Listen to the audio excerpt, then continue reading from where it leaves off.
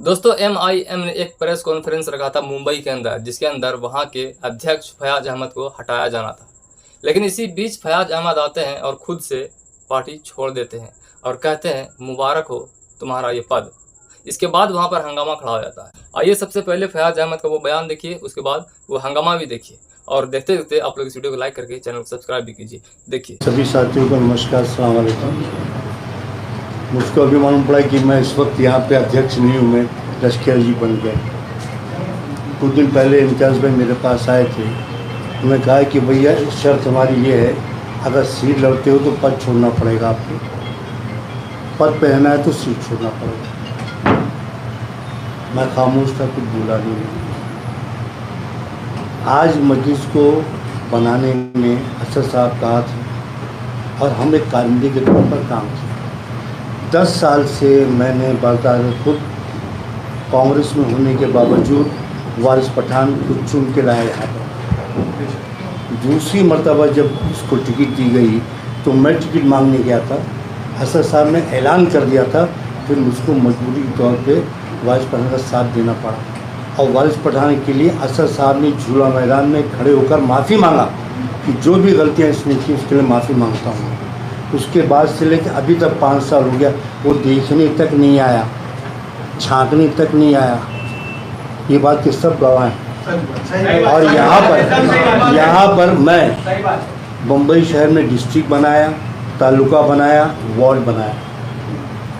आज मुझको सीट दे रहे हैं आप लोग और मेरे पद ले रहे हैं आप लोग, ये गैर वाजिब बात है। मेरे बगल की सीट है, वो सीट मेरे लिए बहुत इम्पोर्टेंट सीट है, आपके लिए भी इम्पोर्टेंट है, क्योंकि फ़िरका परस्त आपको तोड़ना है। तो मैं आपसे गुजारिश करता हूँ, बहुत ही मौतवाना गुजारिश है कि आपकी सीट आपको मुबारक, आपका पद आपको मुबारक। खुदा हाफिज़, अल्लाह हाफिज़, नमस्कार। चल जय हिंद, जय महाराष्ट्र। हाँ चलिए।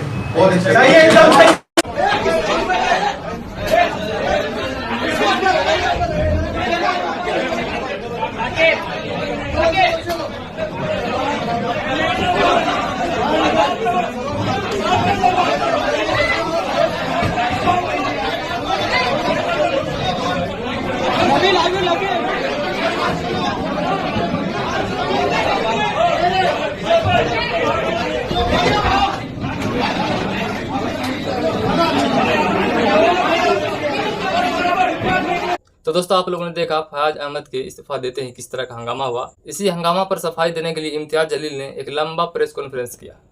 देखिए आप लोग वो प्रेस कॉन्फ्रेंस भी देखिए, जिसमें इम्तियाज जलील जी इस हंगामा पर सफाई दे रहे हैं और वो बता रहे हैं कि कोई पद किसी को जन्म भर के लिए नहीं दिया जाता। देखिए वो प्रेस कॉन्फ्रेंस देखिए और देखते देखते वही एक बात, आप लोग इस वीडियो को लाइक करिए, चैनल को सब्सक्राइब कीजिए। देखिए साहब जो हमारे मुंबई के अध्यक्ष थे, उनके आने से पहले ही मैंने आपको बताया था कि अच्छा काम किए हैं उन्होंने। अभी 15 तारीख के दिन जो तिरंगा रैली निकाली गई थी, बहुत अच्छे तरीके से सक्सेसफुल निकाली गई थी। इसमें फैयाज साहब पिछले कुछ महीने पहले जब हमारी उनके साथ मीटिंग हुई थी, बात हुई थी, मैंने साफ तरीके से उनसे पूछा था कि फैयाज साहब आप इलेक्शन लड़ेंगे या नहीं। उन्होंने कहा था कि नहीं, मुझे इलेक्शन लड़ना है।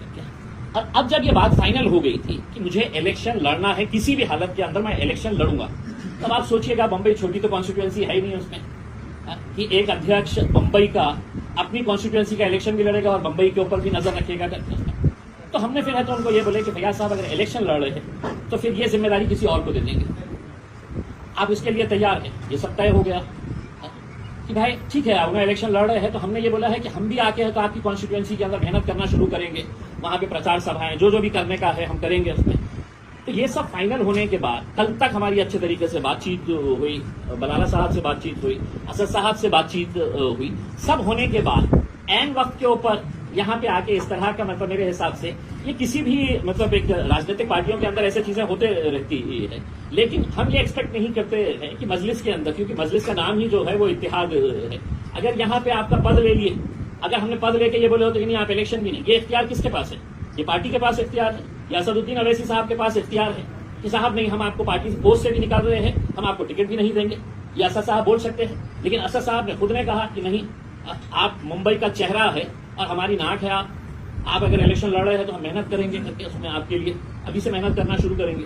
तो यहाँ पे ऐसे वक्त के ऊपर आके ऐसी हरकतें करना मेरे हिसाब से किसी को भी शोभा नहीं देता है। लेकिन ठीक है, राजनीति के अंदर फॉलोअर्स होते हैं एक नेता के, उनके फॉलोअर्स ने हंगामा की, तो हमारी कोई उससे ये नहीं है। बात करेंगे, देखेंगे आगे क्या होता है।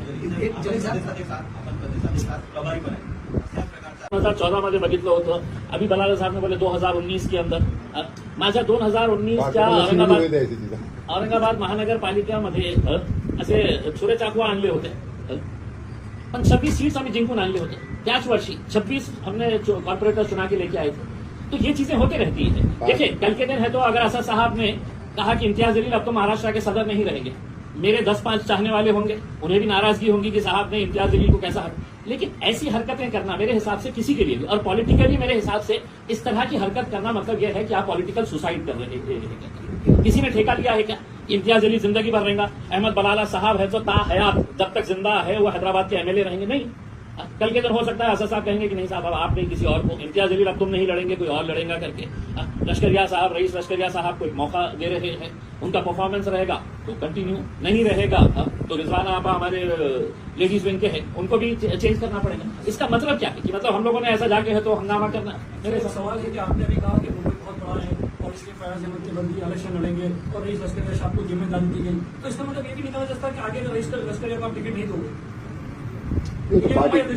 देखिए, अभी फिलहाल के तौर के ऊपर रीजन पे आप वो जो रीजन दे रहे फयाज अहमद को निकालने का, यही रीजन दे रहे हैं कि मुंबई बड़ा है, इलेक्शन का टाइम है, उनको इलेक्शन है, तो अगर कल को रईस लश्करिया इलेक्शन आप टिकट नहीं दोगे? देखिए, ये अभी फिलहाल तो हमारे पास ऐसा कोई भी प्रपोजल नहीं आया है कि अगर कभी ये खड़े हो गए तो टिकट, हाँ, तो उस वक्त तो हम बिल्कुल फैसला करेंगे ना, जो भी फैसला पार्टी का अध्यक्ष करेंगे उसके अंदर वो सब मानना पड़ेगा। आप भी इलेक्शन लड़े थे, आप भी प्रेसिडेंट थे महाराष्ट्र के, आपने क्या इस्तीफा दिया था उस वक्त? किस दिन, किस वक्त?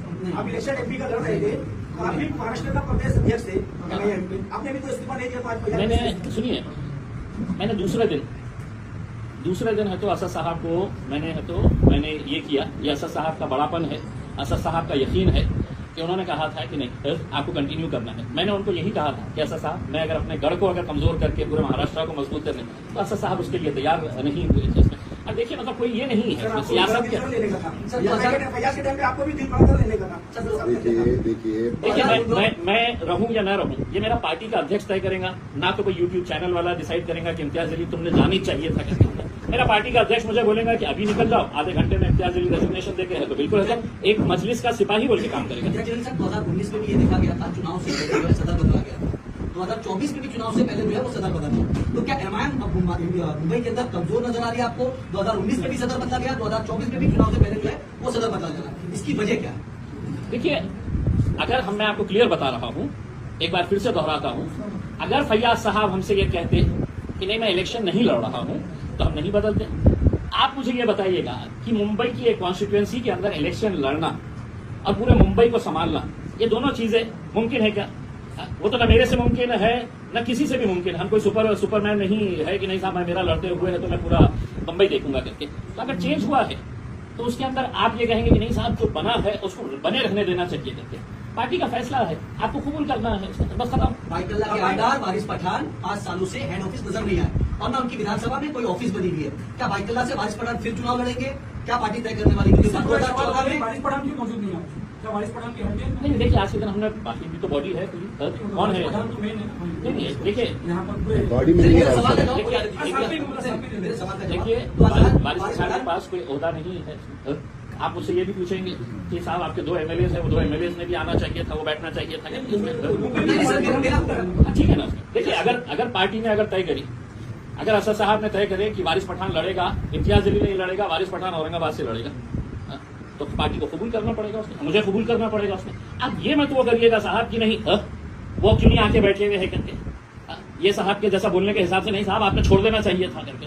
मैंने छोड़ दिया था साहब, इतना अखलाक और इतना पार्टी का मेरे के अंदर ये है कि मेरी जिम्मेदारी थी। सर मेरा सीधा सा सवाल था, 2019 में वारिस पठान यहाँ से 32,000 वोट पाते हैं बाइकला से, उन्होंने अपनी ऑफिस बंद कर दिया और हेड ऑफिस में पिछले 5 सालों से वो नजर नहीं है। तो क्या बाइकला विधानसभा से फिर से वारिस पठान को एमआईएम जो है टिकट देने जा रही है, क्योंकि 2014 में वो चुनाव जीत चुके हैं? उसके ऊपर देखिए, अभी तो फैयाज साहब ने जो कॉन्स्टिट्यूएंसी जाहिर की थी वो बाइकल्ला की कॉन्स्टिट्यूएंसी ही जाहिर की थी। अब मैंने आपको साफ शब्दों में जब बता दिया था कि फैयाज साहब के लिए हम मेहनत करेंगे करके वहां पर, तो फिर स्वाभाविक है कि जब हम एक आदमी को उनके ओहदे से हटा के वहां पे अगर लेके जाने के बाद सोच रहे हैं तो दूसरे का किसी का सवाल ही नहीं पैदा होता है। तो आप लोगों ने ये पूरा वीडियो देखा, आप लोगों को ये वीडियो कैसी लगी हमें कमेंट बॉक्स में बताइए और वीडियो को लाइक करके चैनल को सब्सक्राइब भी कीजिए।